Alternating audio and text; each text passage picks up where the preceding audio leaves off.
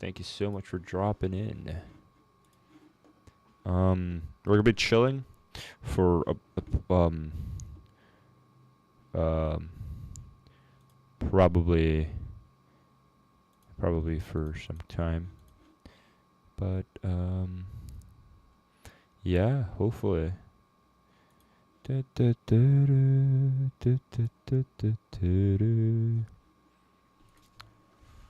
Let me just take a photo.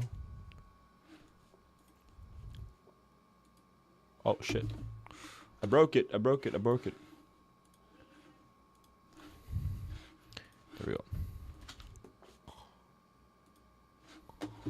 There we go. We read that. I really need to get my glasses fixed, man. Seriously, it's like, it needs to be fixed.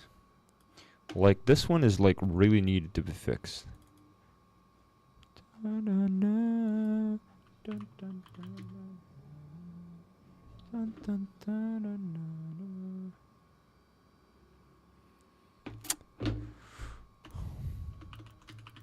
Tomorrow and tomorrow and tomorrow. Book peak performative male. Book read. This is very performative male of me. Thanks for the heart me. I can't even see it. Thanks to Vinny. Oh god, I can't even read it. There we go. I think was it changed?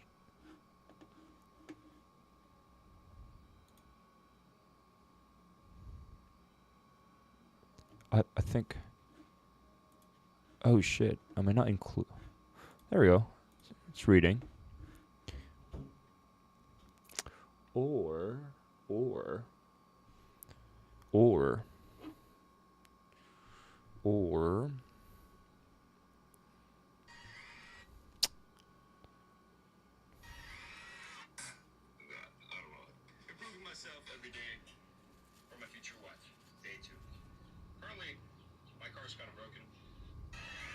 Oh shit. We're just gonna be reading. Hello everybody.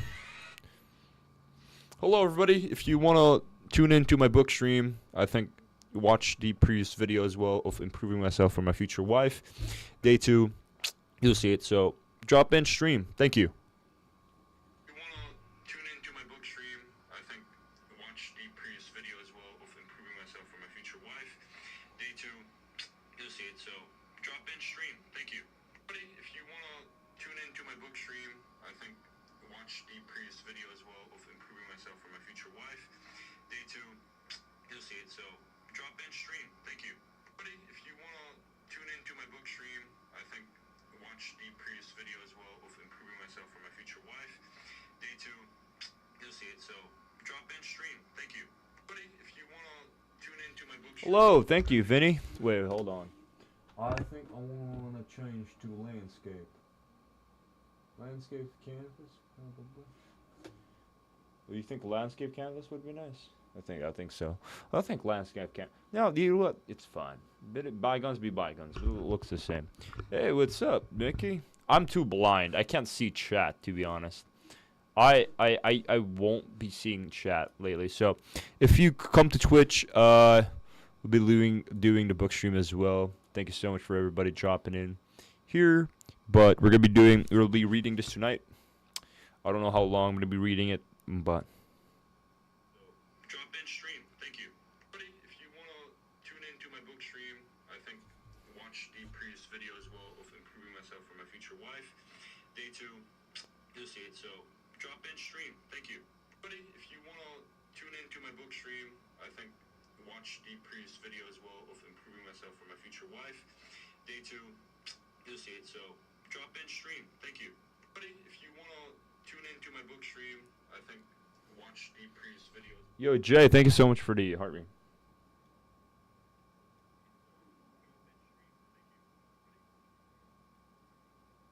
Okay, anyways, let's start reading. Talk about FC files.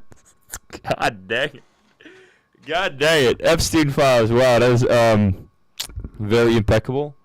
Wow, that is insane. Insane. Okay, that is sure, buddy. Sure. Yeah. I I think it's best not to. I think it's best not to. Um, sure. Sure.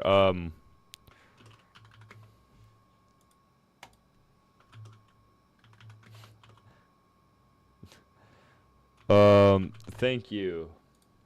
That is insane. Talk about Epstein's file.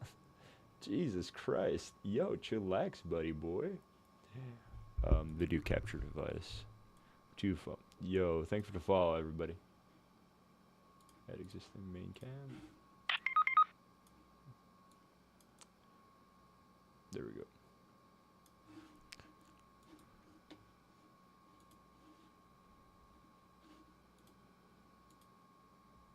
Said hi. Hello.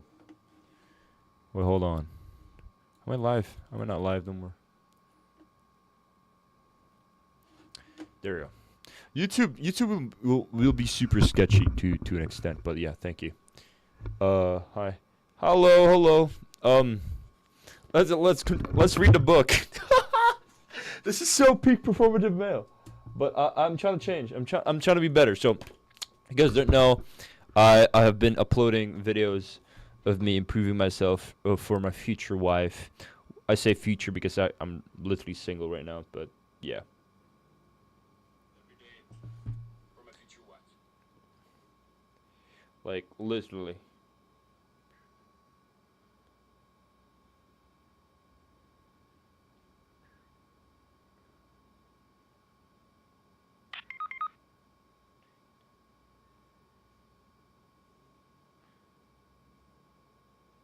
Like literally.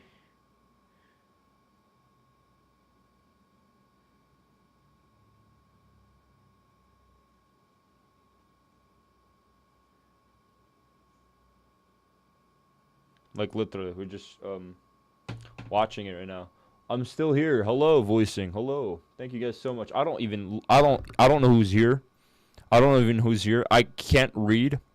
This is probably put it here. I don't have my glasses. My glasses broke, so this is so performative. Yo, chillax. I am not being performed. I'm trying to be better here, okay? God dang it. I'm trying to be better here. Chillax. Okay. Ali just said this is performative. This is okay. This is I'm being better. I'm being better. Chillax. Oh god.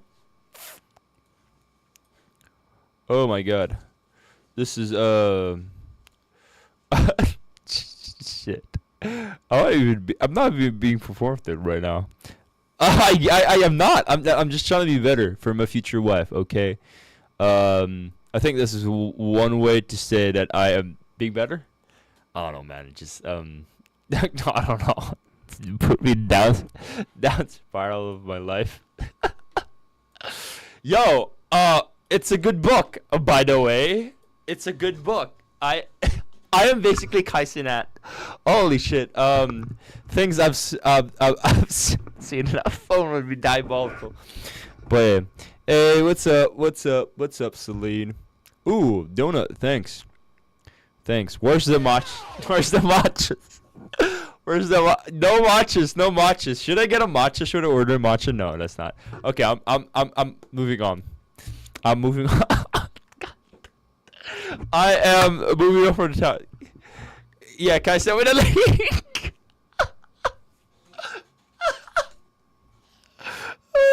Yo, that's funny. Anyways, let's start reading. Enjoy reading, Glad. Oh my god. Thanks, Ali. Much love as always. Okay. Today we're gonna be reading Tomorrow, by Gabrielle Zevin. So this is a slow burn book. It's a fiction book. I really would like to read. Yo, Chloe, it was nice meeting you in Marco Polo. Oh my god, is this the same Vince who's my sitmate? Yo, dude, nice to meet you, man. But however, I was like, okay, I have ADHD. This is severe. I had to cut off because I had an emergency meeting, which took like 3 hours. Jesus. So after that, I had to like. Honestly, it was. I wish I could have came back on time, but too bad. Anyways, let's start. You're live, yes, and we're reading books. Okay, tomorrow, we'll be reading it. Okay. Um. That love is all there is all we know of love. It is enough. The freight should be proportioned to the groove. Emily Dickinson. Okay, chapter 1. Sick kids. I can't. Damn, he can read. No. This is so dumb. Okay. I'm not even being performative. I'm just proving myself. I should be like nonchalant. I should be. I'm so dumb. Anyways, before Mazer invented himself as Mazer, he was Samson Mazer. And before he was Samson Mazer, he was Samson Mazur. A change of 2 letters that transformed him from a nice, ostensibly Jewish boy to a professional builder of worlds. And for the most of his youth, he was Sam. S-A-M. Sam. On the Hall of Fame of his grandfather's Donkey Kong machine, but mainly Sam. On a late December afternoon, and the waning 20th century, Sam exited a subway car, excited with hell, and found the artery to the escalator plugged by the inert mass of people who were gaping at the station advertisement. Sam was late. He had a meeting with his academic advisors that absolutely needed to happen before the winter break. Sam didn't care for crowds, being in them, or whatever foolishness they tend to enjoy en masse. But this crowd would not be avoided. He would have force his way through it if he were to be delivered to the above ground world. Sam wore an elephantine navy wool peacoat that had inherited from his roommate Marks, who had bought it freshman year from the Army Navy surplus store in town. Marks had left it moldering in its plastic shopping bag just short of an entire semester before Sam asked if he might borrow it. That winter had been unrelenting, and it was on April Norsteer April. What a madness! These Massachusetts winters, of course. That finally wore Sam's pride down enough to ask Marks that for the forgotten coat. Forgotten coat. Sam pretended to be like he liked the style of it, and Marks said Sam might as well take it. Which is what Sam knew he would say.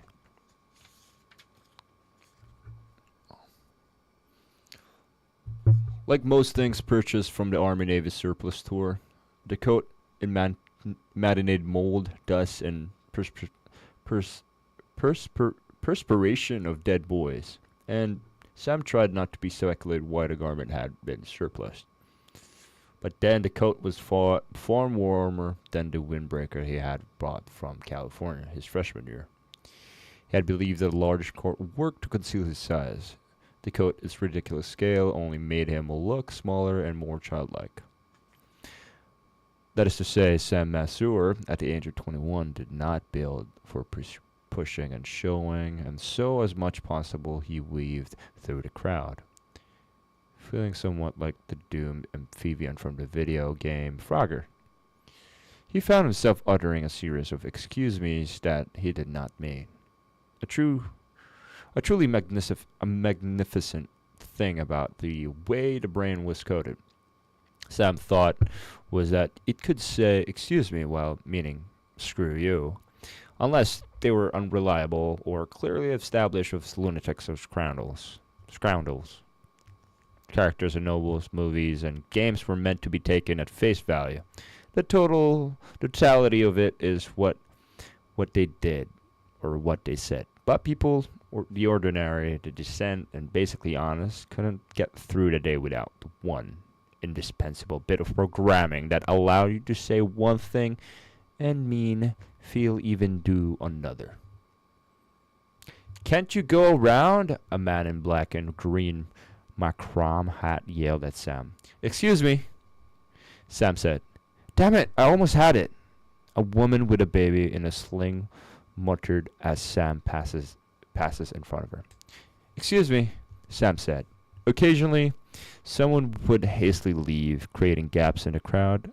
The gaps should have opportunities of escape for Sam, but somehow they immediately filled with new humans hungry for diversion.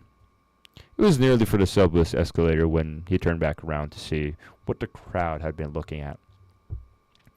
Sam could imagine reporting the congestion in the train, and Mark said, "Weren't you even curious what was that about? There's a world of people and things if you can manage to stop being..."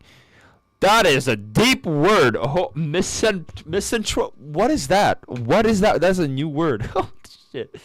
Missing what? How do you pronounce that?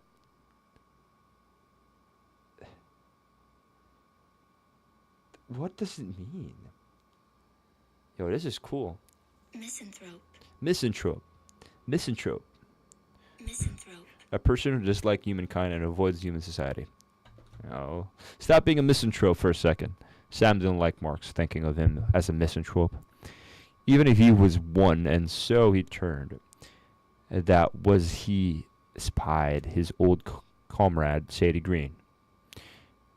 It wasn't as if he hadn't seen her or at all intervening for years.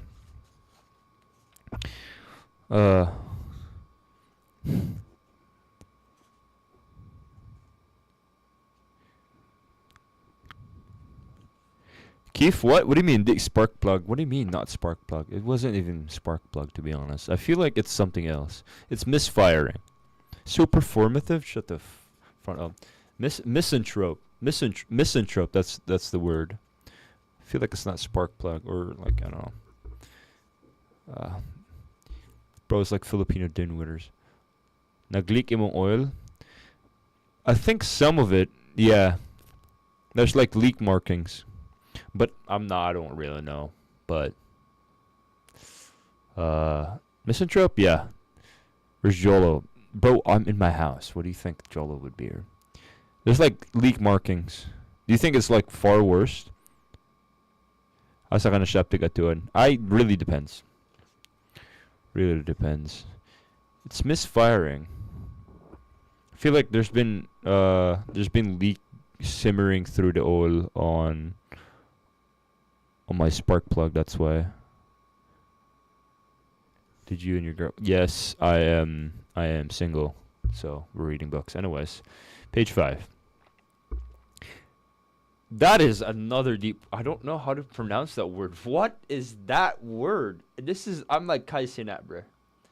How do you misanthrope? We got misanthrope at first, and then I don't want to read going.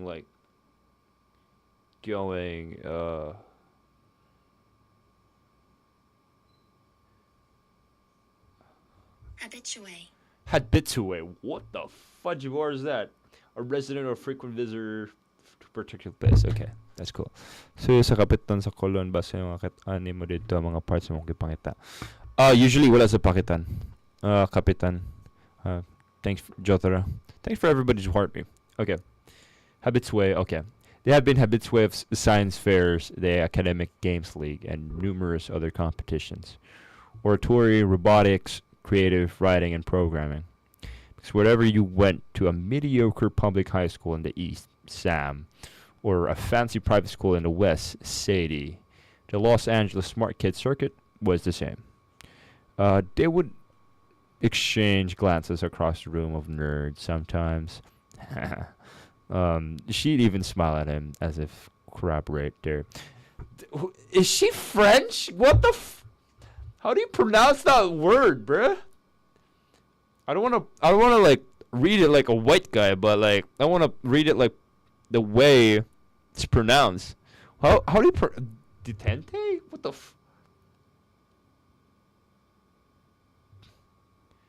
Okay. How do you pronounce this? Détente. Détente. Détente. The easing of hostility or strained relations, especially between Détente. détente. Time to upgrade to BYD. Yeah, bro.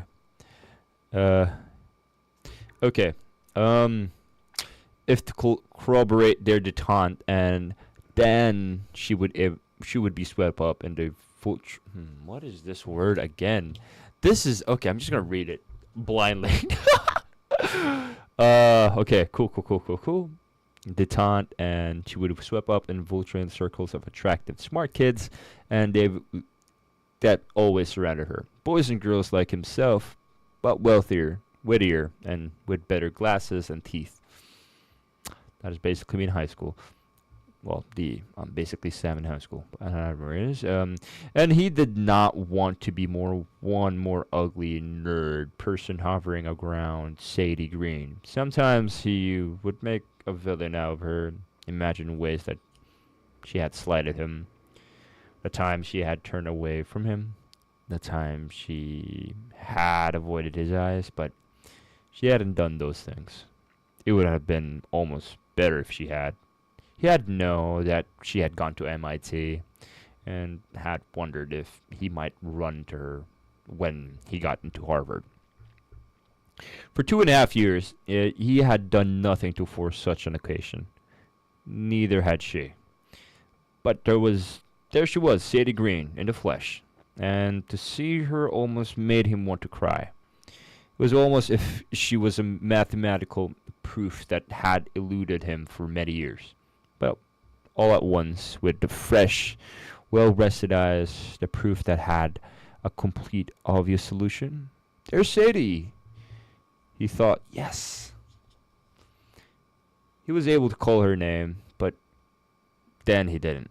He felt overwhelmed by how much time had passed since he and Sadie had last been alone together.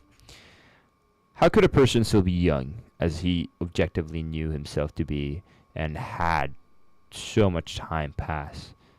And why was it a sudden so easy to forget that he despised her? Time, Sam thought, was a mystery. But with a second reflection, he thought better of such a sentiment. Time was mathematical, explicable, mathematical, explicable. It was the heart, the part of the brain represented by the heart. That was the mystery. Sadie finished staring at whatever crowd was staring at. And now she was walking towards inbound red line train. Sam called her name, Sadie! In addition to the rumble of incoming train. The station was roaring with unusual humanity. A teenage girl played Penguin Cafe Orchestra on a cello for tips. A man with a clipboard asked passerby as if he spared a moment for Muslim refugees in Srebrenica. Adjustment to Sadie as adjacent to Sadie was a stand selling $6 fruit shakes. The blender had begun to whir, diffusing a scent of citrus strawberries through the musty subterranean air, just as Sam had first called her name. Sadie Green! He called out again. She still didn't hear him. He quickened his pace as much as he could when he walked, and he counterintuitively felt like a person in a three-legged race. Sadie! Sadie! He felt foolish. Sadie Miranda Green! You have died of dysentery! Finally, she turned. She scanned the crowd slowly, and when she spotted Sam, the smile spread over her face like a time-lapse video. He had only once seen in a high school physics class of a rose in a bloom. It was beautiful, Sam thought, and perhaps he worried a tad What is that word? That is new. That is so new to me. I would like to know what it is. I want to know how we pronounce it too. So, tad ersatz.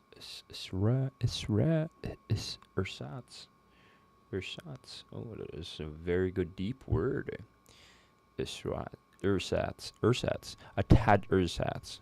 She walked over to him, still smiling, one dimple on her right cheek, and almost imperceptible wilder gap between the two middle teeth on the top. He had thought that the crowd seemed a part of for her in a way that the word never moved for him. It's my sister who died of dysentery, Sam Messer, Sadie said. I died of exhaustion following a snake bite. And of not wanting to shoot the bison, Sam said. It's wasteful. All that meat just rots. Sadie threw her arms around him. Sam Messer, I kept hoping I'd run into. I'm in the directory, Sam said. Well, maybe I hope it was not. Maybe I hope it would be organic, Sadie said. And now it is. Sam. What brings you to Harvard Square? Sam asked. Why? The magic eye, of course. She said playfully. She gestured her in front of her towards the advertisement for the first time. Sam registered the 60 by 40 inch poster that had been transformed commuters into a zombie horde. See the world in a new way. This Christmas, the gift everyone wants is the magic eye. The imagery of the poster was psychedelic patterns in Christmas, tones of emerald, ruby, and gold. If you stare at the pattern too long, yeah. What in the freaking performative mail is this? I'm sorry. I'm trying to read. Okay, enough. Enough. Your brain would trick itself into seeing hidden 3D image. It was called for autostereogram. Autostereogram? What is that word? Autostereogram. And it was easy to make one if you were a modest skilled programmer.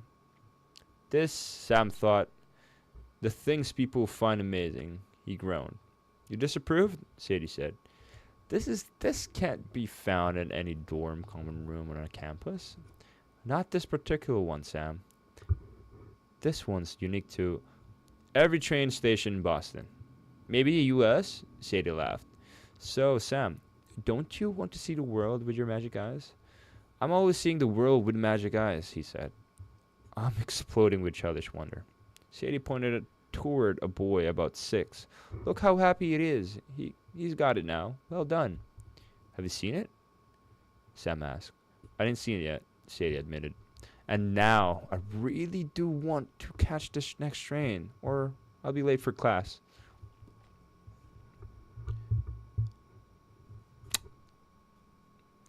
I'll be late for class. Okay. Where am I?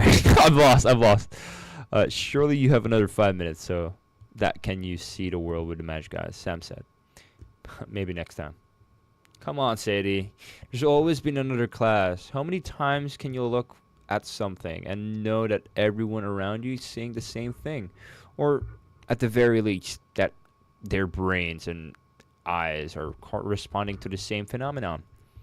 How much proof do you want ever have that we're all in the same world?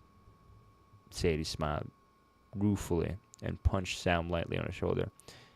That was about the most Sam thing you could ever said. Sam, I am.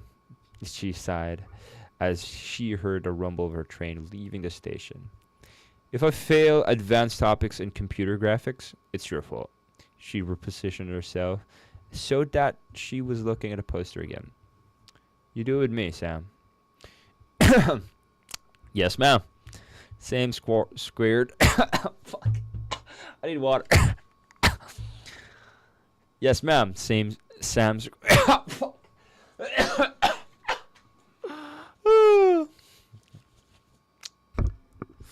I bet this is first time reading in 10 years. I do not usually read, man. This is my first time reading in 10 years. Well, I've been reading this other book, so I just read this new book so I could just give it to the girl I like. I need to finish it.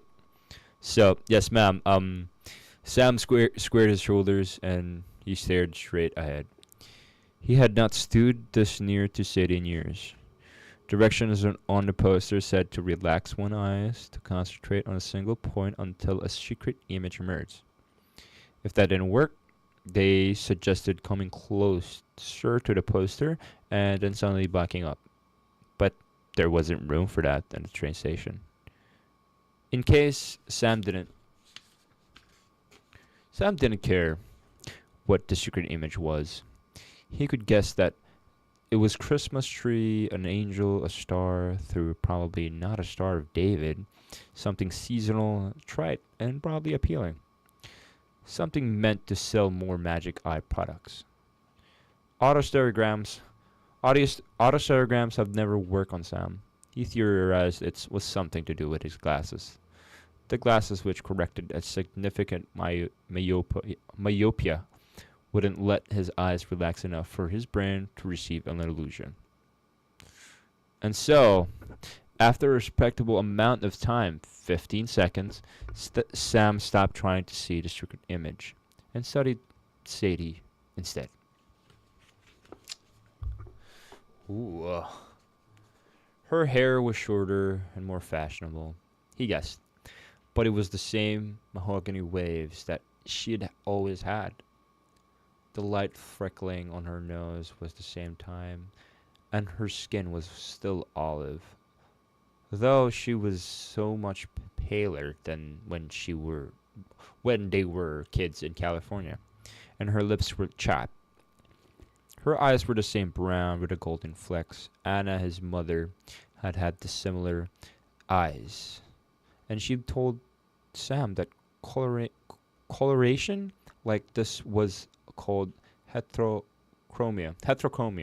At the same time, he had always thought it would sound like a disease, something for his mother, potentially die from beneath. Sadie's eyes were barely perceptible crescents, but then she'd had these kids too. Still, he felt like she seemed tired. Sam looked at Sadie, and he thought, this is not what time travel is. It's always looking at a person and seeing them in the present and the past concurrently. And that mode of transfer only worked with those who had only known significant time. I saw it, she said. Her eyes were bright, and she wore an expression he remembered from when she was 11. Sam quickly turned his gaze back to the poster. "Do you see it?" she asked. "Yes," he said. "I saw it." Sadie looked at him. "What did you see?" "It," Sam said. "It was amazingly great. Terrible festives." "Did you actually see it?" Sadie's lips were twitching upward. Those heterochromic eyes looked at him with this mirth. "Yes, but I don't want to spoil it for anyone else who hasn't." He gestured towards the horde. "Okay, Sam," Sadie said. "That's thoughtful of you." She knew that he hadn't seen it. He smiled at her, and she smiled at him. "Isn't it strange?" Sadie said. "I feel like I never stop seeing you. I feel like we come down to this tea station to stare at this poster every day. We grok," Sam said. "We do grok. And I take back whatever I said. That is the Sammiest thing you could ever said." "Sammiest? I ammiest." Your A's were he was speaking. The blender began to whir again. "What?" she said. "You're not in the wrong square," he repeated. "What's the wrong square?" "You're in Harvard Square, when you should be at Central Square or Kendall Square. I think I've heard you've gone to MIT. "My boyfriend lives around here," Sadie said, in a way that indicated she had no more she wished to say on that subject. I wondered why they're called squares. They're not really squares, aren't they? Another inbound train was approaching. "That's my train again." That's my train again." "That's how the train works," Sam said. "It's true. There's a train, and a train, and a train. In which case, the only proper thing for us to do right now is have coffee," Sam said. "Or whatever you drink. If coffee's too much of a cliche for you, chai tea, matcha, Snapple, champagne, there's a world of infinite beverage possibilities right now over your head. You know, all we have to do is ride an escalator, and it's ours for the partaking. I wish I could, but I have to get a class. I've done maybe half the reading. The only thing I've going for me right now is the punctuality and attendance. I doubt that, Sam said. Sadie was one of the most brilliant people he knew. She gave Sam another quick hug. Good running into you. Ah!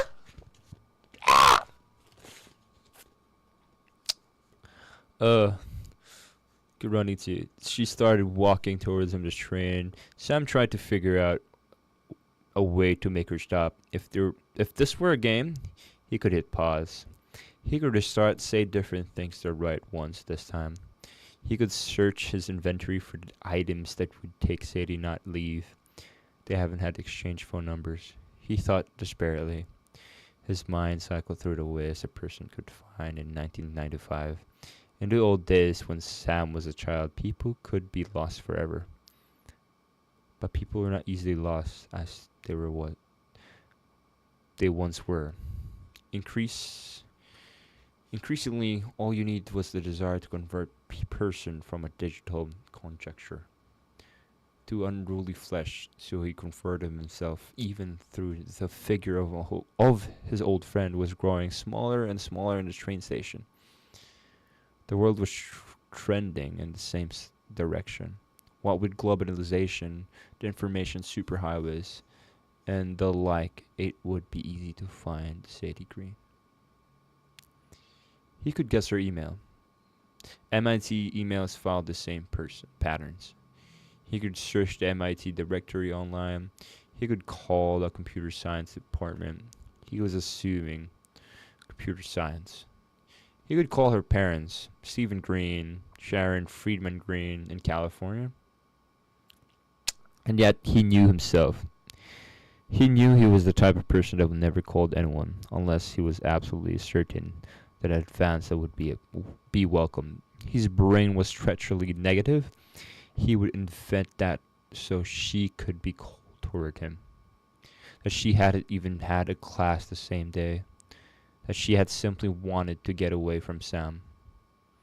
His brain would insist that if she wanted him to see him, she would have given him a way to contact her. He would conclude that to Sadie, Sam represented a painful period of her life. And so, of course, she didn't want to see him again. Or maybe you'd often suspected. He meant nothing to her. He had always been a rich girl's good deed. He would dwell on the mentions of a boyfriend in Harvard Square. He would track down her number, her email address, her physical address, and he would never use any of them.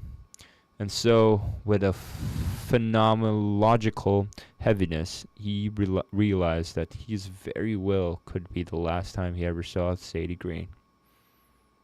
He tried to memorize the details of what she looked like, walking away in a train station on a bitter cold day in December. Beige cashmere hat, mittens, and scarf, camel-collared 3/4 length of peacoat. Most definitely not from the Army Navy surplus store. Blue jeans, quite worn. Regular frame boot cut at the bottom.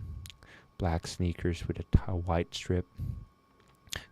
Cognate leather crossbody messenger bag that was wide.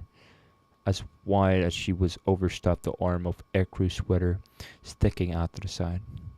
Her hair shiny, lightly damp. Just past her shoulder blades. There was no etch of Sadie in this view. He decided she looked distinguished. Oh my God, how do you read that? Holy crap! I am not very performative right there. She looked indistinguishable. She looked indistinguishable from any number of smart, well-maintained college girls in this train station. On the verge of disappearing, she turned, and she ran back to him. Sam! She said, "Do you still game?" "Yes," Sam answered. with too much enthusiasm. Definitely all the time. Here. She pressed a 3.5-inch disc into his hand. This is my game. You're probably not super busy, but give it a play or two. If you have the time, I'd love to know what you think. She ran back to the train and Sam trained after her. Wait, Sadie! How do I get in touch with you? My email's on a disc, Sadie said. And to read me. The train doors closed, returning to Sadie in her square. Sam looked down the disc. The title of the game was Solutions. She had handwritten the label. He would know her handwriting anywhere. Whoa, that's super sweet. That's super sweet. Oh my god, that's cool. He had got back from the apartment later that night. He didn't immediately install Solution. Thought he did set it next to the desk drive of his computer. He found not playing Sadie's game to be a great motivator, though he had worked on his junior paper proposal, which was already a month overdue, and would have at that point waited until the holidays. His topic after wringing of his hands the alternative approaches to the Banach-Tarski paradox and the absence of axiom of choice. And he was quite bored of writing the proposal. He actively feared the drudgery that writing the paper would entail. He had begun to suspect that while he had obvious aptitude for math, he had particularly inspired by it. His advisors in the mathematics department, Anders Larsen, would go to win a Fields Medal and had as much as the afternoon meeting. His parting words was, "You're incredible gifted, Sam, but it was worth nothing. That to be good at something is not quite the same thing as loving it." Sam ate the takeout Italian food with Mark's ordered so that Sam could have leftovers to eat while Mark's was out of town. Mark's re-extended an invitation to come skiing with him at Telluride over the holidays. "You should really come. And if it's not skiing, you're worried about it. Everyone's mostly hangs in the lodge anyways." Sam rarely had enough money to go home for the holidays, and these invitations were extended and rejected at regular intervals. After dinner, Sam started reading for his moral reasoning of class. The class was studying the philosophy of the young Wittgenstein, the era before he decided he was wrong about everything. And Marx organized himself to go for the break. When Marx was finished packing, he wrote out a holiday card to Sam and left on his desk, along with a $50 certificate to the brew house. That was when Marx came across the desk. "What's the solution?" Marx asked. He picked up the green desk and held it to Sam. "It's my friend's game," Sam said. "What friend?" Mark said. They only lived together for going on for 3 years, and Marx rarely knows Sam to mention any friends. "My friend from California." My friend from Cali." "Are you going to play it?" "Eventually. It'd probably be stuck. I'm only looking at it as a favor." Sam felt like he was betraying Sadie saying that, but it would probably be stuck. "What is it about?" Mark said. "No idea." "Cool title, though." Mark sat down on Sam's computer. "I've got a couple minutes. We should boot it up." "Why not?" Though Sam had been planning to play alone, Marx and he came together with some regular. He came together with some regularity. They favored martial arts video games, Mortal Kombat, Tekken, Street Fighter. They also had a Dungeons & Dragons campaign that they picked up from time to time. The campaign, for which Sam was a dungeon master, had been going on for 2 years.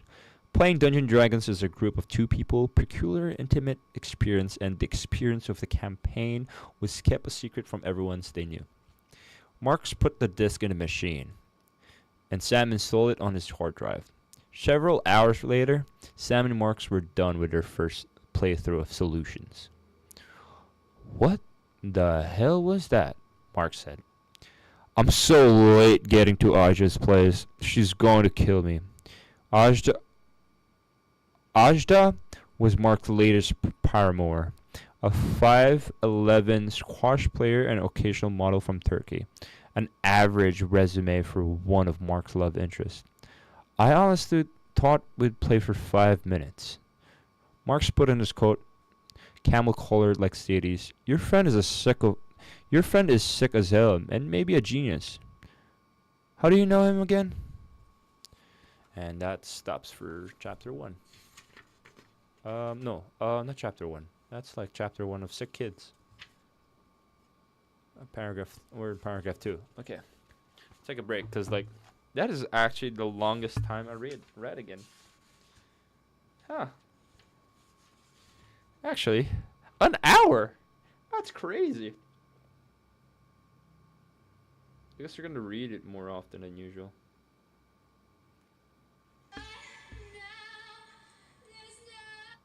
No one to hide.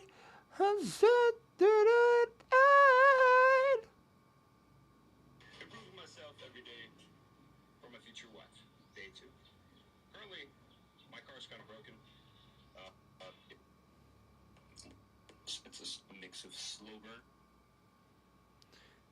There's no one to hide. I'm Vera if tanda mo pa. Vera from where? Will help me remember.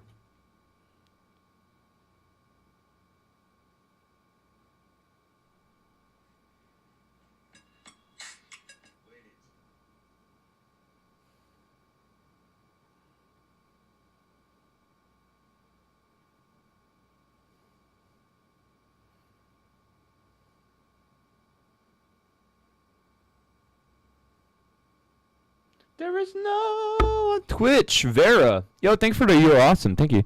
Isa suggest sa'yo ng ID chat. Oh my god, you're the one who suggested it. That's crazy. Crazy small world. Well, I'm just taking a break right now. I've been reading for an hour. That's crazy. That's a record for me. I couldn't even like think I would like have that record. Pretty cool.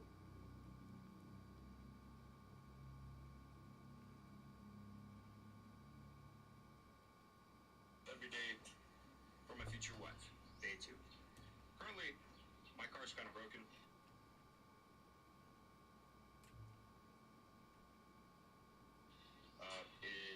The ignition coil broke again. This is 3 times it happened now. Everybody,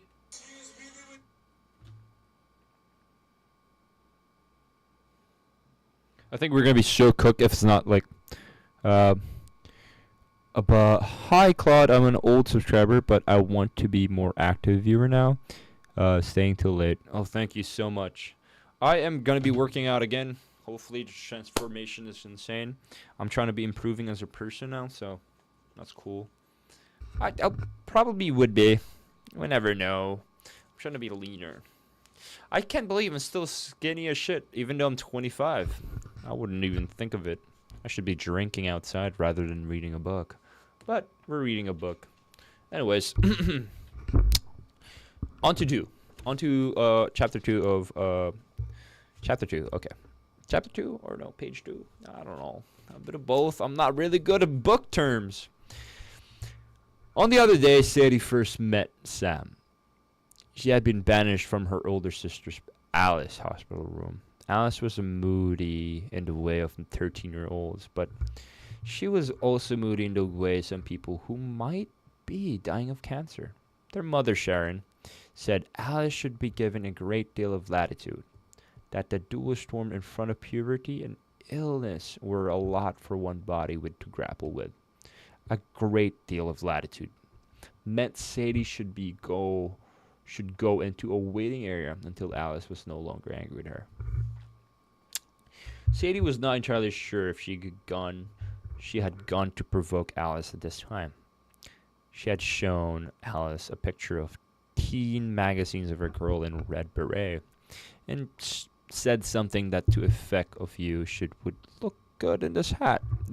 Sadie barely remembered what she said, but whatever it was, Alice hadn't taken well. Screaming absurdly, No one wears like a hat like that in Los Angeles. This is why you shouldn't have friends, Sadie Green. Alice had gone into the room and started crying, which sounded like choking, because her nose was congested when her throat was coated in sores. Sharon, who had been sleeping in a bedside chair, told Alice to calm down, that she had made herself sick. I'm already sick, Alice said.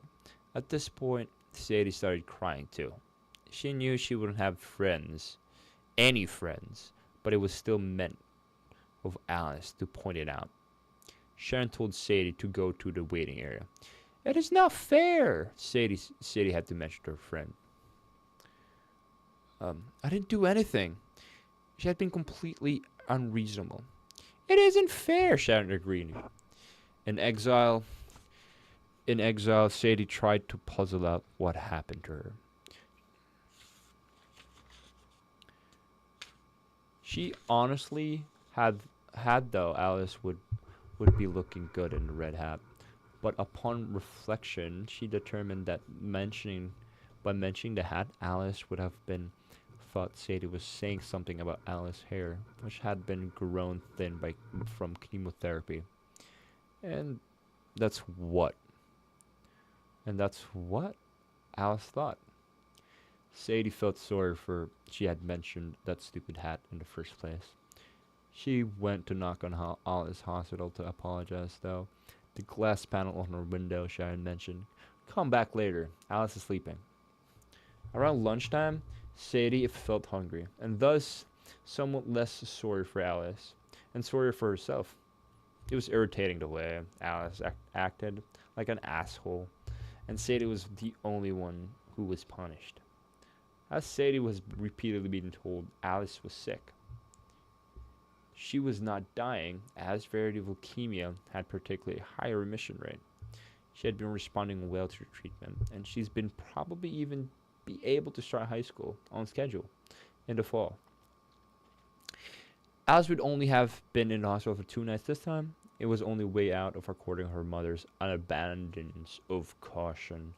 Sadie liked the phrase of abundance of caution. It reminded her of a murder of crows, a flock of seagulls, a pack of wolves. She imagined that caution was a creature of some kind, maybe a cross between a Saint Bernard or an elephant. A large, intelligent, friendly animal that could be counted to defend the Green Sisters from the threats, existential and otherwise. A nurse, noticing the unintended conspicuously healthy 11-year-old in the waiting room, gave Sadie a vanilla pudding cup. He recognized Sadie as one of the many neglected siblings of sick kids and suggested that she might also use the game room. There was a Nintendo console, he promised, which rarely used on weekday afternoons. Sadie and Alice already had Nintendo, but Sadie had nothing to do else for the next 5 hours until Sharon could drive her back home. It was summer, and she was already finished reading The Phantom Toll Booth for the second time, which was she was only book she'd brought her that day. If Alice had forgotten to pass off that day, would have been filled with their unusual activities, watching their favorite morning game shows, Press That Button and The Price is Right, reading 17 magazines and giving each other personality quizzes, playing Oregon Trail or any of the educational games that had been preloaded on 20-pound laptop computer Alice. Computer. Alice had been given to do her makeup schoolworks. The mirrored casual ways the girl always found to pass time together. Sadie might have many friends, but she never felt that she needed them. Alice was ne plus ultra. No one was cleverer, more daring, more beautiful, more athletic, more hilarious, more fill in the adjective of your choice, rather than Alice. Okay. Even though they insisted Alice would recover, Sadie often found herself imagining a world that didn't have Alice in it. A world that lacked shared jokes and music, sweaters, and par par baked brownies, and sister's skin casually against her sister's skin. Under the blankets in the darkness, most of all, lacking Alice, the keeper of innermost secrets and shames of Sadie's innocent heart. There was no one to Sadie loved more than Alice. Not her parents, not her grandmother. The world sans Alice was bleak, like a grainy photograph of Neil Armstrong in the room, and it kept the 11-year-old late at night. It would have relief to escape in the world of Nintendo for a while. But the game room was now empty. A boy was playing Super Mario Bros. Sadie determined he was a sick kid, and not a sibling or a visitor like herself. He was wearing pajamas in the middle of the day. A pair of crutches rested on the floor beside his chair, and his left foot was surrounded by a medieval-looking cage like a contraption. She estimated the boy was her age, 11 or a little older. He had tangled curly black hair, a puggish nose, glasses, and a cartoonish round head.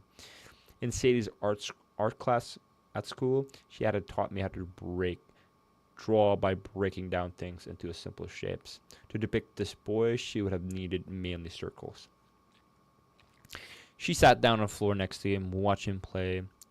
He was skilled. At the end of that level, he could make Mario land on top of a flagpole, something Sadie has never mastered. Although Sadie, like the other players, there was a pleasure to watching someone who was dexterous player. It was like watching a dance. He never looked at her. Indeed, he didn't even notice that she was there. He cleared the first boss battle, and the words "But our princess is in another castle" appeared on the screen. Without looking over her, he said, "You want to play the rest of this life?" Sadie shook her head. "No, you're doing really well. I can wait until you're dead." The boy nodded. He continued to play, and Sadie continued to watch. Before I should have said that, Sadie apologized. I mean, in case if you're actually dying. This being means children's hospital. The boy piloting Mario climbed up to the vine that led to a cloudy, coin-filled area. "This being the world, everyone's dying," he said. "True," Sadie said. "But I'm not currently dying." "That's good." "Are you dying?" the boy asked. "No," Sadie said. "Not currently." "What's wrong with you then?" "It's my sister. She's sick." "What's wrong with her?" Dysentery, Sadie said. Sadie didn't feel like invoking cancer to destroy of natural conversations. The boy looked at Sadie as he was going to ask a follow-up question, but instead he handed the controller to her. "Here, my thumbs are getting tired anyway." Sadie acquitted herself while through the level powering up Mario, adding another life. "You're not that bad," the boy said. "We have a Nintendo at home. I'm allowed to play in it an hour a week," Sadie said. "But no one's paying attention to me anymore ever since my sister Al got sick." Dysentery. Dysentery? How do you say that? Dysentery? Dysentery, the boy filled in.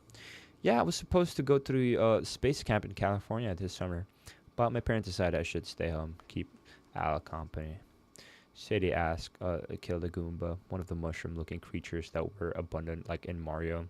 I feel bad for the Goombas." "They're just henchmen," the boy said. "But it feels like you forgot to mix up in something that has been nothing to do with them. That's the life of a henchman." "Go down the pipe," the boy asked, instructed. "There's a bunch of coins down there." "I know, I'm getting to it," Sadie asked.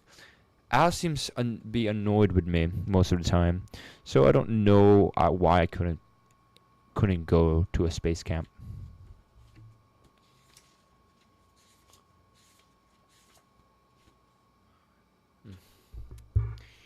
It would have been my first time at an overnight camp. on my sister time flying alone on a plane. It was only going to be 2 weeks anyway. Sadie was nearing the end of the level. What's a secret landing high on the flagpole? Hold down the run button as long as you can, then crouch down and jump before you're about to fall. The boy said. Sadie landed on the top of the flagpole. Hey, it worked! I'm Sadie, by the way. Sam. What? That's crazy! Your turn. She returned the control to him. What's wrong with you? She asked. I was in a car accident, Sam said. My foot is broken in 27 places. That's a lot of places, Sadie said. Are you exaggerating, or is that the number? It's the number. I'm just not particular about numbers. Me too. But sometimes a number goes up slightly because they have to break other parts for it to reset. Sam said. They might have to cut it off. I can't stand on it at all. I already had 3 surgeries and it's not even a foot. It's just a flesh bag with bone chips in it. Sounds delicious, Sadie said. Sorry if that was gross. Your description made me think of potato chips. We skip a lot of meals since my sister got sick, and I don't think anyone would notice if I starved to death.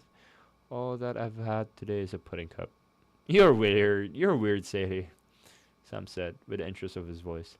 I know, Sadie said. I really hope they don't have to amputate your foot, Sam. My sister has cancer, by the way. I thought she had dysentery. Well, the cancer treatment gives her dysentery. The dysentery... I'm properly reading what does it mean, bruh. I'm properly reading what does it mean, because, like, I am butchering these words.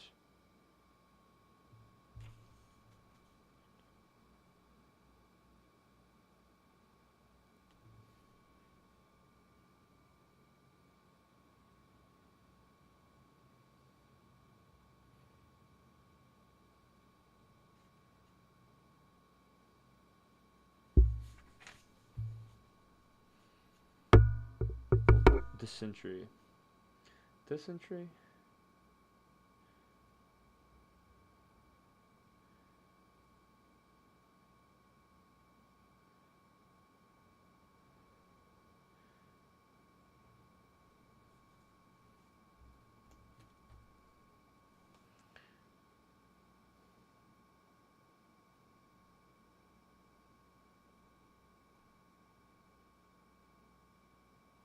Dysentery. Dysentery. Oh my god, dysentery. That's dysentery?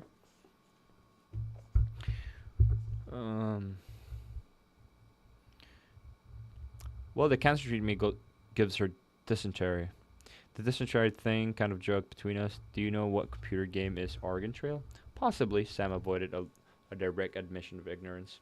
It's probably the computer lab at your school. It's maybe my favorite game, even though it's a little boring. It's about the people in the 1800s. They're setting up the East Coast to the West Coast in a wagon with a couple years of oxen, and the goal is to make it so everyone is in your party doesn't die. So you have to feed them enough, not go too fast, buy the right supplies, stuff like that. But sometimes someone or even you still dies, like a rattlesnake bite or starvation. Dysentery. Yes, exactly, and this is why it always makes me and Al laugh. What is dysentery? Some ask. It's diarrhea, Sadie whispered. We didn't know at first either. Sam laughed, but as abruptly he stopped laughing. I'm still laughing, he said, but it hurts when I laugh. I promise not to say anything funny ever again. Then, Sadie said in an odd, emotionless voice. Stop! The voice is going to make me laugh even more. What are you even trying to do? A robot. A robot sound like this.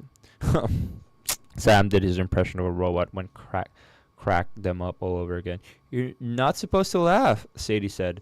You're not supposed to make me laugh. Do people truly die of dysentery? Some ask. In olden days, I guess they did.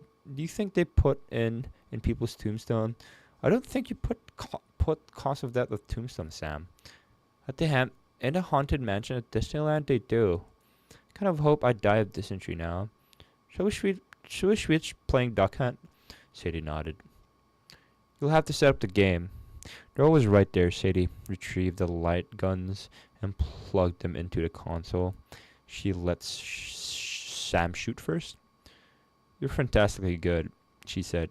Do you have a Nintendo at home? No, Sam said, but my grandfather has a Donkey Kong machine in his restaurant. He'll actually play as much as I want for free. And that's the thing about games, it is, if you get good at one game, you can be good at any game. That's what I think. They're all hand-eye coordination and observing patterns. I agree. And what? Your grandfather owns a Donkey Kong machine? That's so cool. I love those old machines. What kind of restaurant it is? Oh, it's a pizza place, Sam said. What? What pizza place? What? I love pizzas. I love pizzas. It's my favorite food on earth. Can you eat all the pizza you want for free? She nodded while Sam nodded while expertly annihilating two ducks. That's like my dream. You're living my actual dream. You have to let me go with you, Sam. What's the name of the restaurant? Maybe I've already been to it. Dong and Bong's New York Style House of Pizza. Dong and Bong's are my grandparents' name. It's not even funny in Korean. It's like calling Jack and Jill, Sam said. The restaurant is on Wilshire in K-Town. What's K-Town? Lady, are you even from Los Angeles? K-Town is like Koreatown. How do you not know that? Sam said. Everyone knows K-Town. I know what Koreatown is. I just don't know people call it K-Town. Where do you live anyway? Sam asked. The Flats. What are the Flats? The Flats part of Beverly Hills, Sadie asked. It's pretty close to K-Town. See, you didn't know what the Flats were. People in L.A. only ever know what a part of town they live in. I guess you're right. For the rest of the afternoon, Sam and Sadie chatted amiably? What is amiably?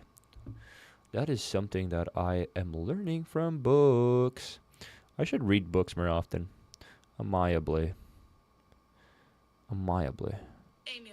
Amiably. Oh my god. Amiably. Friendly, pleasant manner. Amiably. Amiably while slaughtering several generations of virtual ducks. What did the ducks ever do to us? Sadie commented. Maybe we're shooting them for digital food. The digital us's who will starve without the virtual ducks. Still, I feel bad for the ducks. You feel bad for the Goombas? You basically feel bad for everyone? Sam said. I do, Sadie asked. I do feel bad for the bisons in Oregon Trail. Why? Sam asked. Sadie's mother poked her in the head in the game room. Alice had something she wanted to tell Sadie. Well, she was code for Sadie having been forgiven. I'll tell you next time, Sadie said to Sam, though I didn't know if there would be an exact next time. See you around, Sam said. Who's your little friend? Sharon asked as they were leaving. Some boy. Sadie looked at him and Sam and returned to his intention of the game. He was nice. On the way to Alice's room, Sadie thanked the nurse who had told her to use the game room. The nurse smiled at Sadie's mother and manners and were honestly the kids who somewhat rare in kids these days. Was it empty like I said? No, a boy was there, Sam. She didn't know his last name yet. You met Sam? The nurse's sudden interest made Sadie wonder if she had broken secret rules by occupying the game room when sick kids wanted to use it. There were so many rules since Alan have gotten cancer. Yes, Sadie tried to explain. We talked about Nintendo. He didn't seem to mind that I was there. Sam with the curly hair and glasses? That's Sam? Sadie nodded. The nurse asked to speak Sharon alone, and Sharon told Sadie to go ahead to Alice. When Sadie opened the door, Alice's room, she felt uneasy. I think I'm in trouble, she announced. What do you do now? Alice said. Sadie explained her theoretical crime. They told to use it, Alice reasoned, so you can't have done anything wrong. Sadie sat on Alice's bed and Alice stated, braiding her hair. I bet that's not even why the nurse wanted to speak to Mom. Alice continued. It could have been me. Which nurse was it? I don't know. Don't worry, kid. If it turns out you're in trouble, cry and say your sister had cancer. Sorry about the whole hat thing, Sadie said. What hat thing? Oh, right. My fault. I didn't know what's wrong with me. Leukemia, probably, Sadie asked. Dysentery, Alice corrected. By the time they were on the drive home, Sharon still had not mentioned the game room, and Sadie was reasonably confident about the incident, but forgot him. They were listening to an NPR story about the centenary of Statue of Liberty, and Sadie was thinking how awful it would be if Statue of Liberty was an actual woman. How strange would it be for people inside you? The people would feel like invaders, like a disease, like a head lice or cancer. The thought disturbed her like Sadie was relieved when her mother turned off the radio. You know what? That boy you were talking to today? Here it is, Sadie thought. Yes. Katie said quietly. She noted that they were passing through K-Town and she tried to stop Dong and Ben's New York route. Am I in trouble, am I? No. Why would you be in trouble? Because lately Sadie almost always in trouble. It was impossible to be 11 with a sick sister for people to find your conduct beyond a reapproach. She was always saying the right thing or being too loud or demanding too much. Time, love, food. Even though she had not demanded more than she had been freely given before. No reason. The nurse told me he was in a horrific car accident. Sharon continued. He had been more than 2 words to anyone in this. He hadn't said more. He hadn't said more than 2 words to anyone in the 6 weeks since he had been injured. He's been in terrible pain. He's probably have to be in and out of the hospital from a very long time. It was a big deal that he talked to you. Really? Sam seemed pretty normal to me. They've been trying everything to make him open up. Therapists, family, friends. What do you guys two talk about? I don't know, nothing much.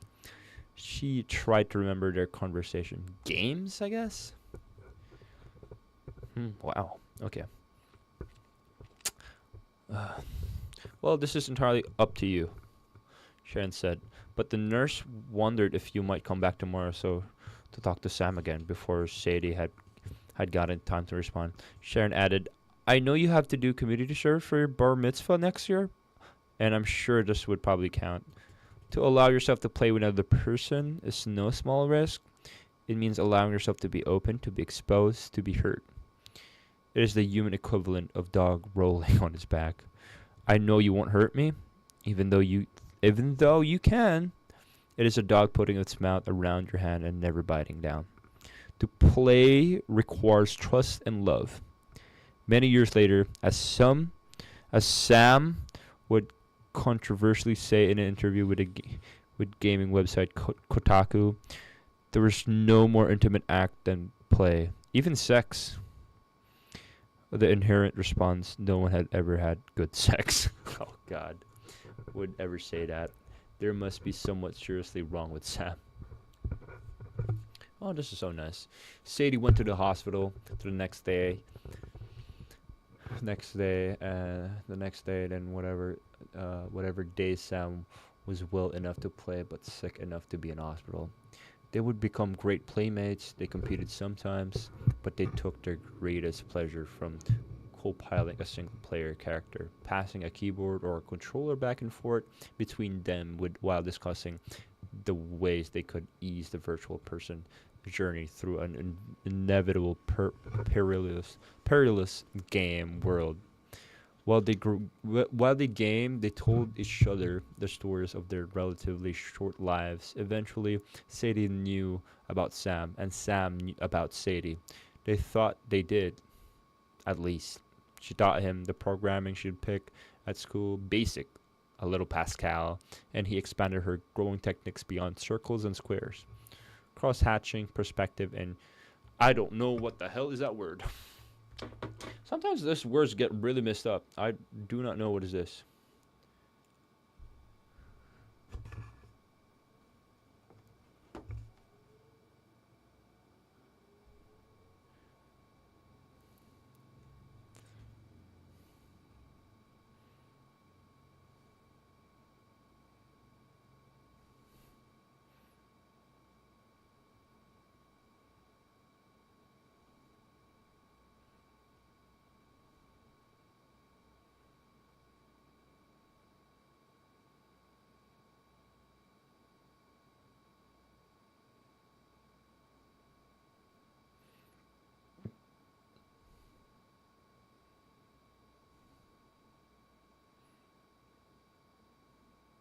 There we go. Where was I reading?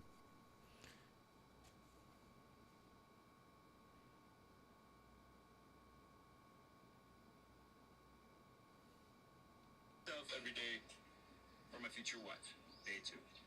Currently, my car's kind of broken. The ignition coil broke again. This is 3 times it happened now. Oh, thank you so much for the heart me. Anyways, let's continue reading.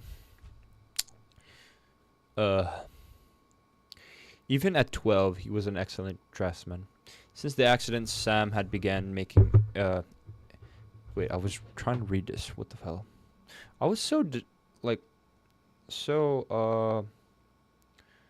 I was so mindful.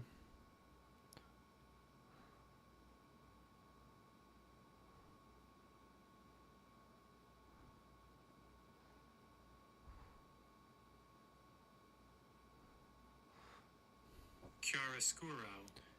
Chiaroscuro. Chiaroscuro. Chiaroscuro. Chiaroscuro. Chiaroscuro. Chiaroscuro. What? How do you pronounce it? Chiaroscuro, a treatment of light, of shade, and drawing and painting. That's a new word. I learn every day. Since the accident, Sam had... Wait. Okay. Since the accident, Sam had begun making intricate MC etcher style mazes. I'm gonna read it like this. Intricate mazes. His psychologist encouraged him, believing that the mazes could help Sam deal with his significant physical and emotional pain.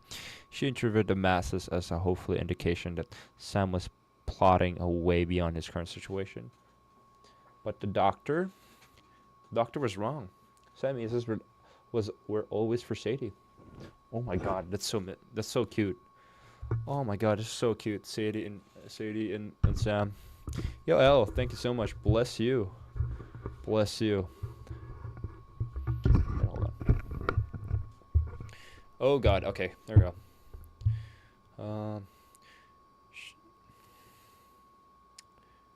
Okay. Sam's mazes were always for Sadie. He would slip one into her pocket before she left. I made this for you, he'd say. It's nothing much. Brings back the next time so I could see the solution. Sam would later tell people that these mazes were his first attempt at creating games. A maze, he would say. Is a video game distilled at its purest form? Maybe so, but this revisionist was aggrandizing. These mazes were for Sadie. To design a game is to imagine the person who would eventually play it. At the end of each visit, Sadie would stealthily present a timesheet of one of the nurses to sign in. Most friendships cannot be quantified, but the form provided a log exact number of hours Sadie had spent being friends with Sam. It was several months into Sadie's friendship when Sadie's grandmother, Frida, first broached the subject of whenever Sadie was truly doing community service or not. Frida Green often chauffeured Sadie to the hospital to see Sam. She drove a red American-made convertible with a top down if weather permitted in Los Angeles. It usually does. Usually did. A silk printed scarf in her hair. She was barely 5 feet, only an inch taller to this 11-year-old Sadie. But she was always dressed impeccable at the bespoke clothes she bought in Paris once a year. Crisp white blouses, soft gray wool pants, bouchelet. How do you pronounce the word? Bouchelet? How do you pronounce the word?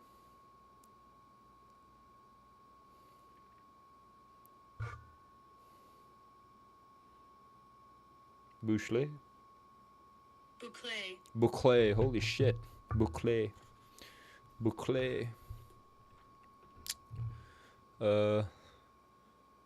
Boucle or cashmere sweaters. She was never without her hexadronical weapon of a leather handbag, her scarlet lipstick, her delicate gold wristwatch, her tuberose scented perfume, her pearls. Sadie thought she was the most stylish woman in the world. In addition of Sadie's grandmother, Frida was also a Los Angeles real estate tycoon. Wow, real estate tycoon. real estate tycoon with a reputation of being terrifying and unfailing disruptors in business negotiations. Mine, Sadie. And she'd say to drove past the west coast, west to east. You know, I'm overjoyed to drive you to the hospital. Thanks, bub. Well, appreciate you, but I always think, based on what you told me, that the boy might be more of a friend. The water cloud community service form had been sticking out of her math book, and Sadie tucked it inside. It was Mom's idea. Sadie defended herself. The nursing doctor says I'm helping. Last week, his grandfather gave me a hug and slice of mushroom pizza. I didn't see what's wrong with it. Yes, but that boy doesn't know about the arrangement, am I right? No, Sadie said. It never came up. Do you think there might be a reason you haven't brought it up? When I'm with Sam, we're busy, Sadie said lamely. Darling, it might come out later. It could hurt your friend's feelings if he thinks he is a charity to you. He is not a genuine friendship. It's not a genuine friendship. Can something be both? Sadie asked. Friendship is friendship, and charity is charity. Frida said, you know very well I was in Germany as a child, and you heard the stories that I won't tell them to you again. But I can tell you that the people who would give you charity are never your friends. It is possible to receive charity from a friend. It is not possible to receive charity from a friend. It is always, I think there is. I think there is. That could be. That could be. I feel like that could do. I'd have thought it that way, Sadie said. Frida stroked Sadie's hand. Mine, Sadie. The life is filled with inescapable moral compromises. We should do that so we can avoid the easy ones. Oh, that's so cute. Sadie knew that Frida was right. Still, she continued to present the timesheet for signature. She liked the ritual of it. She liked the praise that she received from the nurses and sometimes the doctors, but also from her parents and the people at her temple. There was even a minor pleasure of filling out the log itself. It was a game to her, and she didn't think the game had much to do with Sam himself. It wasn't a deception, per se. She wasn't hiding the fact of her community service from Sam. But longer it went on, the less she felt that she could ever tell him. She knew that the presence of the time she'd made it seem as if she had been ulterior motive, through that the truth was obvious to her. Sadie Green liked being praised, and Sam Masur was the best friend she had ever had. Sadie's community service project went on for 14 months. Predictably, it ended the day Sam discovered its existence. It ended the day Sam discovered its existence. Their friendship amounted to 609 hours plus 4 hours of the first day, which had not been part of the tally. A bar mitzvah at the Temple Beth El required only 20 hours of community service, and Sadie was given an award by the fine woman of Hasada for her exceptional reward of good works. 609 hours. That is crazy. That is so cute. And that's the end of the second paragraph, or second thing. We are already on page 26, 25 actually. We're on page 25. That's cool. That's cool. Page 25. That is nice. That's nice. That's nice. I never really thought of that way. Now I'm thinking of that way, so that's really cool. So that's cool. I'll be reading more of these, to be honest, in the morning. Sick kids. Damn, it's always like a 30-minute.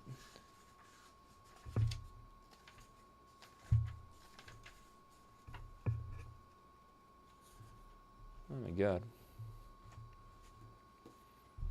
Okay. I think that's it for first, man. It's quite a read, but I think let's continue until 12 a.m. I think at 12 a.m. is probably the best time to sleep. Or probably 1 hour of gaming.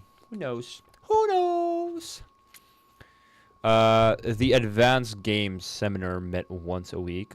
The Thursday afternoons from 2 to 4. There were only 10 spots, and students were accepted by applications. The seminar was led by 28-year-old Dav Misra, surname in the course catalog, but known only for her given name in circles. It was said to Dove that had always been the two Cenas, the two Johns, Camrak or Romero. When are you posting again, babe? Posting what? Sorry, I gotta check my things.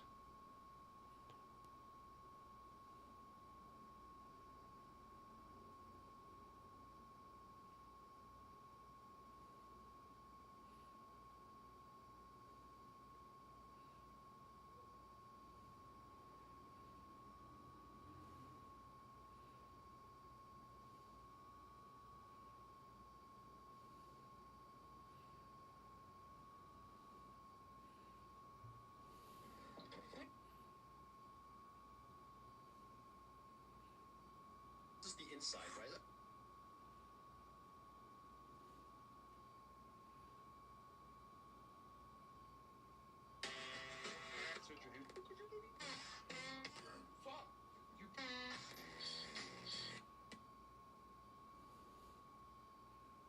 There you go. Okay, let's continue to just read. I think we have 27 minutes left, so let's go. The seminar was led by 28-year-old. I've read this already. The American boys won their design commander Keenan Doom rolled into 1. Dov was famous for his main. I think it's good to put music on the next time. So for this time, we'll just not put music today. Dov was famous for his mane and of dark curly hair, wearing tight leather pants to gaming conventions. And yes, a game called Dead Sea, an underwater zombie adventure original for PC, for which he had invented a groundbreaking graphic engine, Ulysses, to render photorealistic light and shadow in water. Sadie and about 500,000 of other nerds had been played Dead Sea prior to the summer. Dove was the first professor she had ever had to work she enjoyed before she'd taken the class, not because she'd taken the class. Gamers like herself were avidly waiting for a sequel to the Dead Sea, and when she saw his name in a course catalog, she had been wondering why people like him interrupt a brilliant career designing games to teach. Look, Dove said on the first day of seminar, "I'm not here to teach you how to program. This is an advanced game seminar at MIT. You already know how to program. If you don't," he gestured towards the door. The format for the class was unlike a creative writing class. Each week, 2 of the students would bring in a simple game. As part of a part of a longer game, whatever who could be feasibly programmed given the time constraints, the others would play the games, and then despite them. The students were responsible for making 2 games during the semester. Hannah Levin and the other girl in the seminar, besides Sadie, through this unordered mail to class ratio, asked if Dove cared which programming language they use. Why would I care? They're all identical. They all can suck my dick, and I mean that literally. You can make whatever programming language you use suck your dick. You used to suck your dick. It needed to serve you. Dove, look at Hannah. You don't have a dick. So clit, whatever. Pick the programming language that you're going to make you come. Hannah laughed nervously and avoided Dove's ass. "So, Java is good," Hannah said quietly. "Some people don't like respect Java, but respect Java? Seriously, fuck whoever said that. Whatever, pick the programming language that is going to make me come," Dove added. "Yes, but there's one you prefer." "Dude, what's your name?" "Hannah Levin." "Dude, Hannah Levin, you have to chill out. I'm not interested in telling you how to make your game. Use this 3 programming languages for all I care. That's how I do it. I write some of it, and if I'm blocked, I'll probably work together in another language for a while. That's what compilers are for. Does anyone have any questions? Sadie found Dove vulgar, repellent, and a little sexy. What the fuck? A little sexy? Hello, what the hell? Okay, that's weird.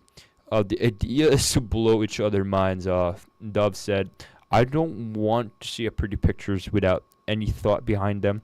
I don't want to see them coding and seamless and service words that are uninteresting.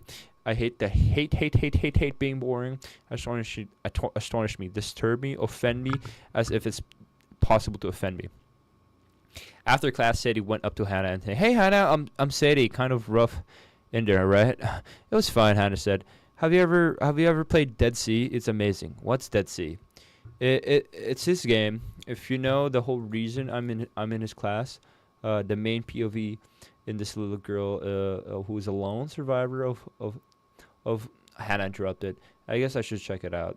"You should. What kind of game do you play?" Sadie asked. Hannah forwarded, "Yeah, sorry, I have to run. Nice meeting you." Sadie didn't know why she bothered. She would think of women wanting to stick together where there weren't many people, but they never did. It was being a woman with a disease that they didn't wish to catch. As long as you didn't associate with the others women, you could imply the majority. The men, I'm not like those others.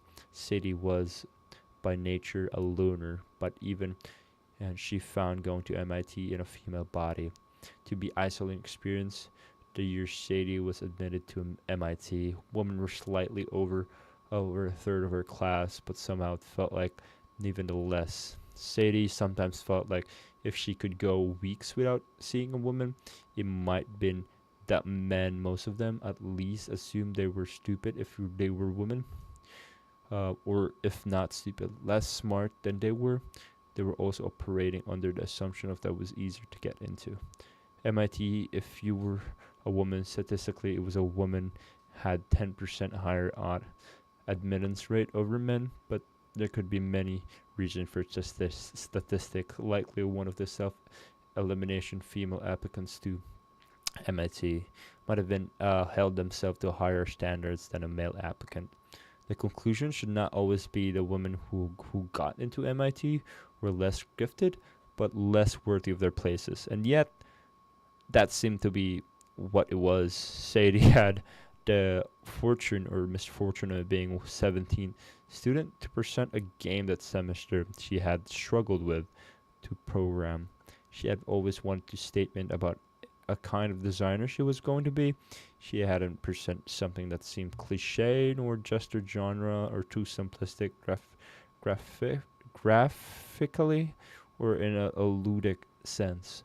But after seeing her fellow seminarians to be investigated by Dove, she knew she would barely mattered that she presented. Dove hated everything. He hated variations of Dungeons and Dragons and turn-based RPGs. He hated platformers other than Super Mario. He loathed gaming consoles. He hated sports. He hated cute animals. He hated games based on intellectual property. He hated the fact that so many games were based on his ideas that was one either chasing or being chased. But above all, he despised shooters, which meant he hated most of the games that were made by professionals or students, and significant portions of the games that were successful. Guys, Dove said, you know I've served in the army, right? Guns are so fucking romantic to you Americans because you don't know what it is to be at war, to be constantly under siege. It's truly pathetic. Florian, the skinny engineering major whose game was currently on chopping block, said, Dove, I'm not even from America. Florian's game wasn't a shooter's either, but it was an archery game that had been inspired by competing as a youth archer in Poland. Right, but you absorbed its values. but you've got shooting in Dead Sea. Dove insisted that there wasn't any shooting in Dead Sea. What are you talking about? Florian said. The girl beats a guy with a log. That's not shooting, Dove said. That's violence. A little girl beating a violent predator with a log in hand-to-hand combat. That's honest. A man would represent a shooting experience, and a known henchman is dishonest. It's not violence that I hate anyway. It's lazy games that I act if only you could possibly do in your life. It's lazy, Florian. And the problem with your game is not a shooter, but then your game isn't fun to play. Let me ask you a question. Did you play it? Yes, of course, I played it. Did you think it was fun? I don't think archery is fun, Florian said. Oh, okay, fuck that. Who cares if it's fun? Did it feel like archery to you? Florian shrugged. Because it didn't feel like archery to me. I don't know what that means. I'll tell you that shooting mechanics has a lag. I can tell you where the sight are aimed, and if it doesn't all stimulate all the feeling of pulling back on a bow, I'm sure you know.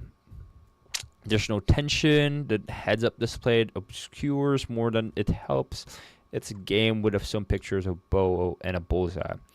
It could be a game about anything by anyone. Also, if you haven't created any kind of story, the problem with your game is not that it's shooter, but it's a bad shooter and it has no character. This is bullshit, Dove, Florian said. He had very pale and his skin was flushed with psychedelic pink. Dude. Dove smacked Florian affectionately on the shoulder and then pulled him into an aggressive bear hug. Next time, we fail better. When Sadie went to make her first game, she had no idea what Dove would like. And she started to wonder if there was some point there was no pleasing Dove, so you might, make something amuse you at least. One of desperation with almost no time left. Sadie made a game about poetry of Emily Dickinson. She titled Emily Blaster. What the heck? Poetic fragments fell from the top of the screen, using quill to shot ink as a track along the bottom of the screen. The player had to shoot the fragments that added up one of Emily Dickinson's poems, and then once the player had been successfully cleared the level by shooting Emily Dickinson's verses, you earn points by decorating room in Emily's Amherst house. Because shoot, I could not shoot. Stop for shoot. Death. The class hated it. Hannah Levin was the first one to offer feedback. So, I thought some of the graphics were nice, but the thing is, the game kind of sucked. It was really violent. It also weirdly bucolic. Sometime, and Dove told us not to make shooters, but a pen that shoots ink is still a gun, right? The rest of the feedback would continue along the same line. Florian had mildly positive comment. I like that you have shooter in the words that I turned in a spot black ink, but the propulsive sound you added when the ink hits the screen, Hannah Levin countered. I thought it would sound like an excuse. I like an excuse. Excuse me, but if this is rude, I thought it sounded like a fart. Hannah Levin covered her mouth as she herself just farted. What the fuck? Nigel from England added, but I think it's technically sounded more like a queef. The class hooted. Wait, Hannah said, what? What's a queef? The class laughed even more. Sadie laughed too. I wanted to work on some more, but I ran out of time. Sadie apologized. Thought right here, guys, calm down. I hate this too. Dove said, but actually, I don't hate it as much as some of the others. Dove, look at Sadie. Dove, look at Sadie. Dove, look at Sadie. Dove, hello. Dove, look at Sadie. Can you guys hear me? There we go. Dove, look at Sadie.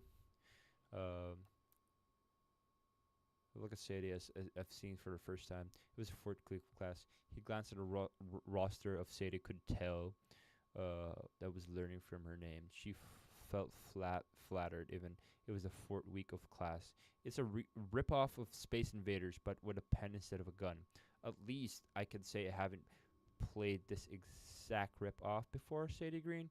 Dove played another round of Emily Blaster, and Sadie knew she was being paid another compliment. Fun, he said quietly, but loud enough to everyone heard.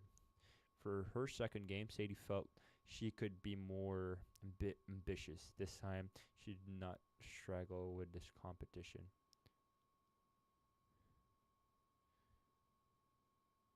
Competitions. Sadie was set with nondescript black and white factory that made her unspecified widgets. Points were given for each of the widgets you assembled. Sadie had designed the mechanics of the game to be like Tetris, a game for which Dov has expressed admiration. He loved Tetris because it was fundamentally creative, a game about building and figuring how to make pieces fit. With each of the game's level, you assembled widgets had more pieces and great complexity, and you had less and less and accomplished assembles. At various times in the game, a text bubble came up and asked him if he wanted to exchange points of information about factory and the kind of products it produced. The game warned that if you receive information about factory, it will result in a minor reduction of your high score. The player that had option to skip as much as little information as they wanted, as was procedure, say to discontinue the 3.5-inch disc at the class before which she was to present, so the group could play her game over the week. By the way, description, she said, well, my game is called Solution. It was inspired by my grandmother. You guys can play it. I'm sure you'll tell me what you think. Okay, this is the last page, so let's read it. Sadie got an email from Hannah 11 at the end of the weekend. Dear Sadie, I played your game, and honestly, I don't know what to say. It is disgusting and offensive, and you are a sick person. I'm CCing Dove on this email, and I'm not sure I would able to attend class because I'm too disturbed. This class is no longer a safe space to me, Hannah. Sadie smiled when to read this email. She took her time crafting a email. Dear Hannah, I'm not entirely sure that you were disgusted by my game. The game is meant to be disturbing. As I mentioned in class, it was inspired by my grandmother. Hannah replied, fuck you, Sadie. Dove replied in a couple hours just to say, Sadie, haven't played yet. Looking forward, Dove. Dove called Sadie the next day, so we both know Hannah 11 is an impossible idiot, right? Dove has spent the last hour on the phone and who wanted Dove to report Sadie to MIT's Committee on Discipline. Hannah felt like the solution violated the student code of conduct, which prohibited hate speech. I think I talked her off the ledge, Dove said. She's an incredible, tedious person who has time for people like this, but congratulations, Sadie Green. Your game offended her deeply. That's crazy, Sadie said. I guess she didn't like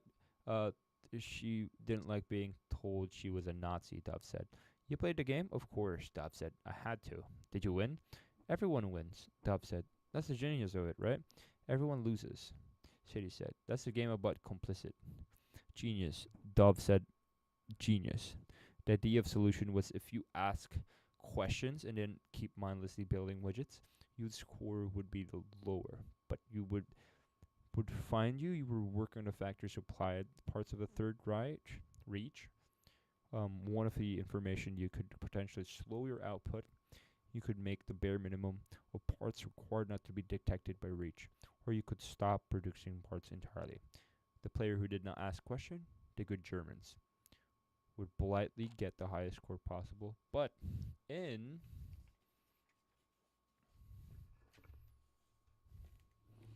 the end they'll find out their factor was doing Frankfurt style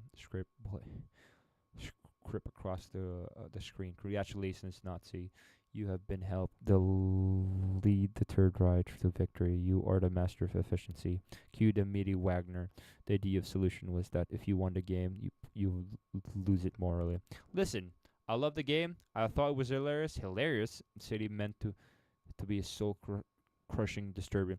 My sense of humor is very dark. Dove said, "Screw it. Do you want to get coffee?" Oh, that's one name. Okay, we're gonna pause on that. It's 11:51. I think reading this tomorrow would be dope. It's good that we read that. That is the book stream for today. We ended on what page? We ended at page 32. Page 32. We ended at page 32. I think that's so much better than. I think that's like. In 2 hours, that's like 30 pages. Holy. 30 pages. I don't know how many pages this is. In 2 hours. Oh my god, I'm cooked. This is like 300 pages. I am cooked if I read like that super slow. But I feel like I could read more. I think I can read it the whole day. If I just like don't have like work tomorrow. Because I do have work tomorrow. And I feel like if I miss my work tomorrow, I'd probably be cooked. So the best not to like maybe not work on myself for the given time, but I'm stoked I get to read it through in front of everybody. So that's one thing. I'm glad I got to read it with people. I'm glad thank you guys so much for watching it, and I'm glad that people get to like it more than me. My name is Claudier. Thank you guys so much for watching. I would check Steam actually. Not gonna lie. I have Steam games that I haven't played in so long, and I feel like if I should be playing it, everybody should be playing it.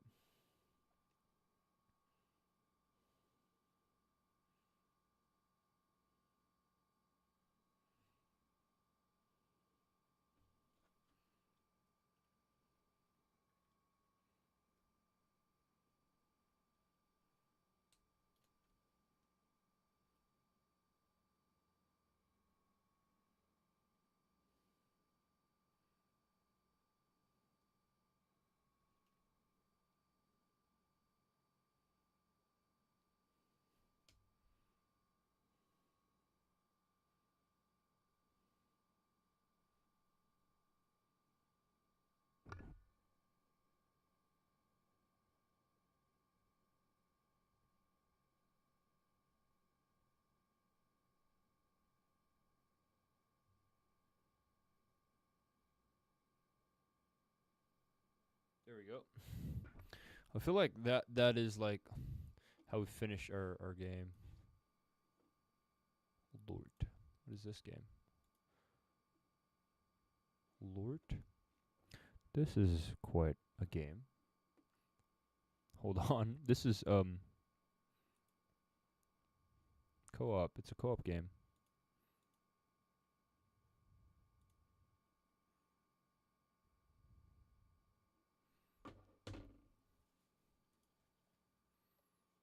Lord.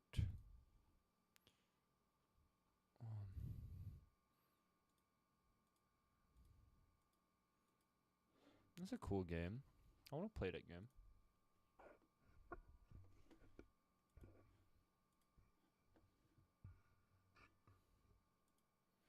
I'm a man eater.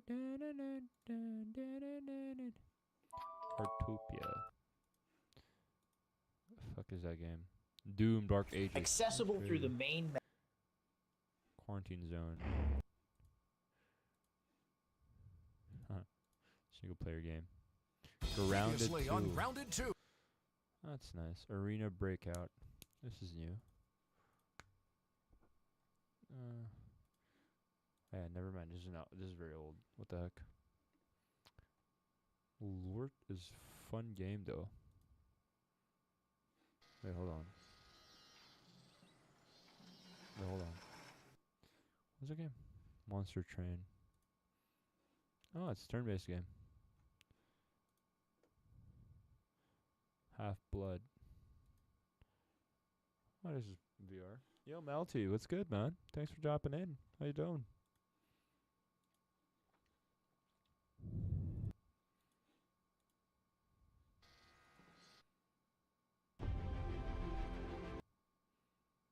Wuthering Waves. They get to fucking play it either one. 'Cause I'm a man eater. Dun, dun, dun, dun, dun, dun, dun, dun, dun, dun, dun, dun, dun, dun. 'Cause I'm a man eater. Dun, dun, dun, dun, dun, dun, dun.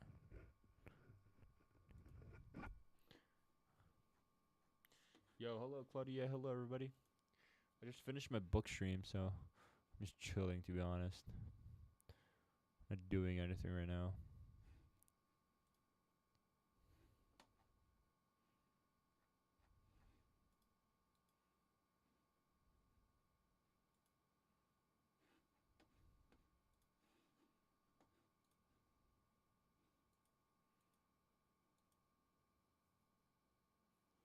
I am very blind. If I do remember, I don't probably. I'm so sorry. I don't probably remember you.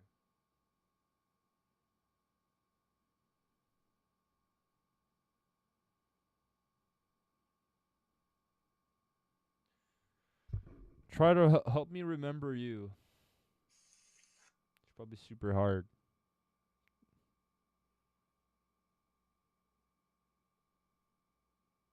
Improving myself every day for my future wife. Day 2. Currently, Your shit.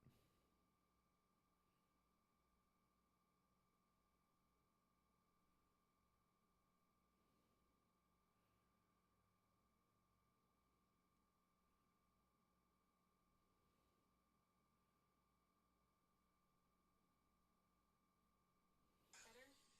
still stings. Is that a new zit? Well, what is wrong with you? I was just asking. Better? Still stings. Is that a new zit? Well, what is wrong with you? I was just asking. Can we go home now? I'm trying to hold you, baby. Can we go home now? I'm just trying to search on it. 2 minutes left, chat. I just want to finish at 12 a.m. So like we hit the coda. I'm trying to hit the coda. I'm trying to hit for the coda of the stream. We haven't done jack shit, to be honest, on YouTube. Or YouTube, to be honest.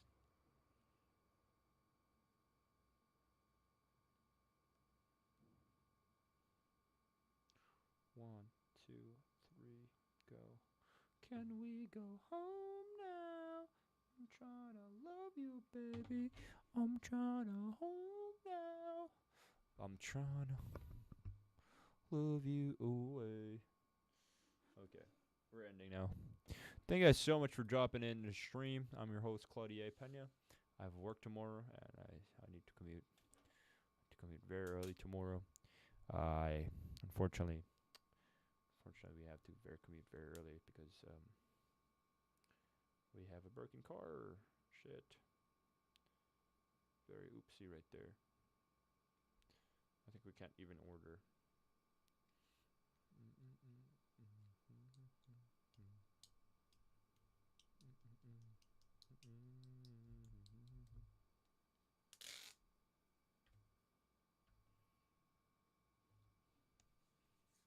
There we go. Thank you guys so much for dropping in. My name is Claudia. Bye-bye. Can we go home now? I'm trying to leave you, baby.